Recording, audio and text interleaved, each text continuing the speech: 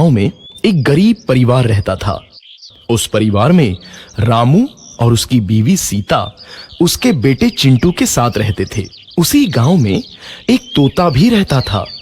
उसका नाम था रघु। वो किस्मत का धनी था। जहां भी जाता वहां किसी भी चीज की कमी नहीं पड़ती थी। एक दिन रघु उड़ते उड़ते उस गरीब परिवार के घर गया। रघु सोचता है, अरे वाह, लगता है यहाँ आज बहुत अच्छा खाना मिलेगा। मैं पेट भर के खाऊंगा। वो एक कटोरी में रखे अमरूद देखता है। अरे वाह, अमरूद, मुझे तो ये बहुत पसंद है। मैं तो इसे पेट भर के खाऊंगा। रघु तोता अमरूद खाने ही लगता है। तभी सीता रघु को अमरूद खाते देखती है तो गुस्सा हो जाती है और उसे वहां से भगा देती है। भाग यहाँ से, न जाने कहां से आ जाते हैं। मैं तो परेशान हो गई हूं इनसे। सीता के भगाने के बाद रघु चुपचाप से एक कोने में रहता है। धीरे धीरे उस परिवार की बरकत होने लगती है। एक दिन रामू और सीता खाना खाते वक्त बातें करते हैं। आजकल हमारी बहुत तरक्की हो रही है, काम भी अच्छा चल रहा है। रामू कहता है। इस पर सीता कहती है, सच कहा, भगवान हमेशा ऐसे ही हम पर मेहरबान रहे। बेटा चिंटू भी कहता है, पिताजी, मुझे खिलौना लेके दो ना, मेरे सभी दोस्तों के पास है। रामू कहता है, ठीक है, जरूर लाऊंगा।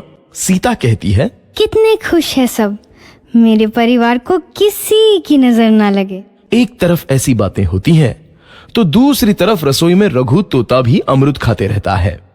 मजा आया, अमरूद खाया, मजा आया, अमरूद खाया, मजा आया।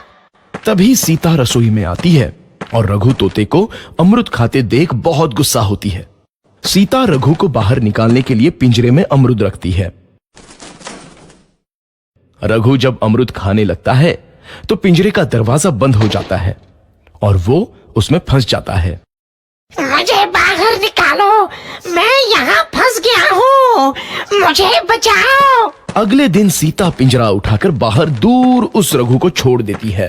रघु के जाते ही उनके घर आई बरकत धीरे धीरे कम हो जाती है।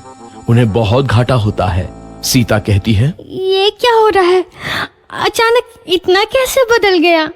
अभी तक तो सब कुछ अच्छा चल रहा था। रामू कहता है, लगता है भगवान हम पर रूठ गए हैं। चिंटू भी कहता है, लगता है अब मुझे खिलौने भी नहीं मिलेंगे। और वो रोने लगता है और बाहर चला जाता है। कुछ दिन बाद रघु तोता फिर से उस घर में आता है। वापस आया, मैं वापस आया, अब मैं जमकर अमरूद खाऊंगा। रघु सीधा रसोई घर में चला जाता है और अमरूद खाने लगता है। कुछ देर बाद सीता रसोई में आती है और रघु को देख कहती है, एक तो घर में पहले से इतनी दिक्कत चल रही है और ऊपर से ये तोता मुझे और परेशान कर रहा है। सीता रघु को वहां से भगा देती है। रघु उड़कर किसी कोने में छुप जाता है। कुछ दिन बाद धीरे धीरे उस घर की बरकत वापस आने लगती है। काम भी अच्छे से चलने लगता है। एक रात जब रघु तोता अमरूद खाने जाता है तो पिंजरे में फंस जाता है। ये लोग आखिर चाहते क्या हैं? एक तोते को शांति से अमरूद खाने क्यों नहीं देते? मैं कौन सा चोरी कर रहा हूँ? बस अमरूद ही तो खा रहा हूँ। तभी रामू वहां आता है और पिंजरे में रघु तोते को देख उसे बाहर छोड़ देता है। ये तोता भी कितना जिद्दी है, बार बार वापस आ जाता है। जैसे ही रामू रघु को छोड़ देता है, अगले दिन से फिर से उनके घर की बरकत जाने लगती है। काम में घाटा होता है।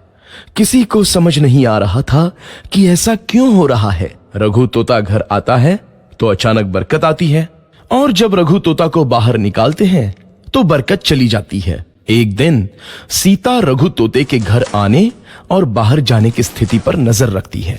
ये तोता जब भी घर आता है तो घर में बरकत आती है और जैसे ही ये घर से बाहर जाता है तो उसी के साथ बरकत भी चली जाती है। कहीं ये जादुई तोता तो नहीं है? अगली बार जब ये तोता घर आएगा तो मैं इसे कहीं नहीं जाने दूंगी। सीता रघु का बहुत इंतजार करती है, लेकिन रघु तोता दोबारा उस घर में कभी नहीं आता।